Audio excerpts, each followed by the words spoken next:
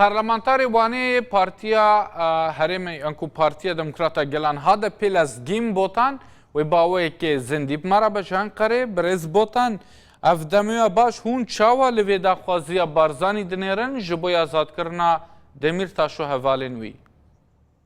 Bile şev baş slav rêz. Rastî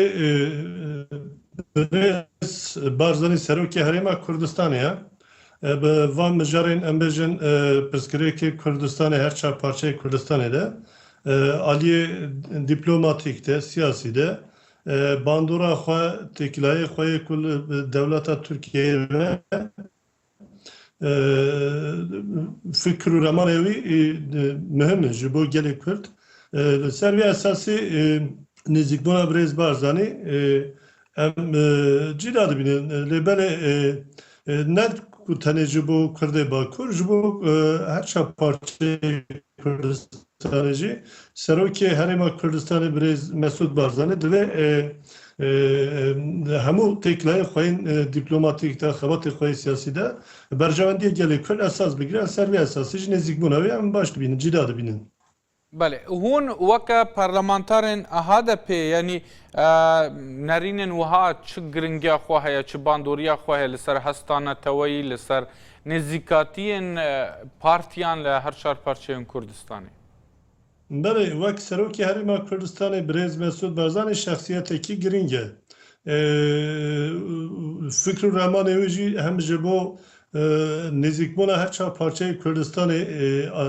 hem jî ji bo em bêjin netewa gelî Kurd ku hestekî hevpar li ser vê hestê jî ji bo berjewendiyê netewî bertekê xwe yê demokratîk ku bide nîşê rastî lê birêz botan yanî li ser asta diplomasî û di çarçûvê yasayê navnetewî ra Barzanî wek serokê herêmekê li cihekî ku hê nebûye dewlet nikare ku destwerdanî bike li gorî ku tê êdakirin li qanûna dewlî de dest bixate nav karûbarên dewleteke din ku xwedî ser weriye. Lê belê peyamên wî yên taybet ji HDP re qet hebûne ka çawa serederî bikin wek partiyeke Kurdistanî li ser rewşa niha. Yani birêz Barzanî hemen demê şexsiyetekî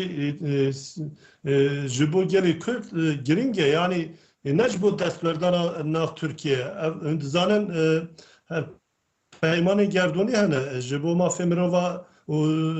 ku hatine misogerkirin hev peymanê gerdonî jî hene ku dewleta Tirkiye jî bi van ev peymana ve jî girêdaye ji ber wê birêz Barzanî jî dikare wek şexsiyetekî em bêjin hem Kurd hem jî wek Serokê Herêma Kurdistanê hem jî kesekî em bêjin îro navnetevî wek Serokê Herêma Kurdistanê Serokê netewekê tê zanî dikare ew jî fikr û remanê xwe ser pirsgirêka Kurd her çar parçeyê Kurdistanê jî bîne ziman. Viya navê manê ku ev destwerdaneke yani ji bo pirsgirêkê navbera gelê Kurdê Bakur û dewleta Tirkiye ji bo çareserkirina pirsgirêka Kurd awayê siyasî rêbazên siyasî rêbazên demokratîk birêz Barzanî dikare têkileyê xwe yê Tirkiye ve dîplomatîk li ser vê çarçevê her tim Başa birêz lezgîn ji bilî vê mijarê ez xwazim di derbarê gundê xirabê bavan jî ji te pirs bikim ku demeke hatiye dûrpêçkirin û HDPyan jî gelekî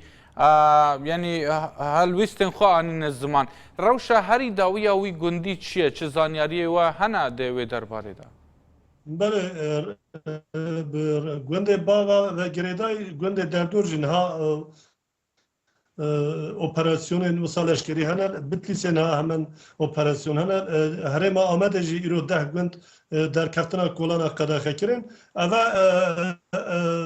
îtifaka AKP ya MHP ergene kon rastî bi dengê nijadperestên Tirkiyeyê berhev bikire ji bo referandumê êrişî gelê Kurd dike yani wî gundê de viya nêzî 15 roje rêxistin di gundê heye bi vê dereva rêya giştî şaş agahdar dikin fakat armanca ev hareketê Kurd tevgera Kurd provoke bikin bikeşin astên şer bi ser vê esasî jî herêmê de ji bo dengê nayê referandumê qelse bikin pêşayê bigirin aliyê jî metropolê Tirkiye jî dengê gelê Tirkiye nijadperest û alîgirên wanayê wek MHP wana dengê wana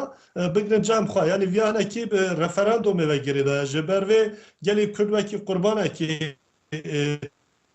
tê bijartin. بله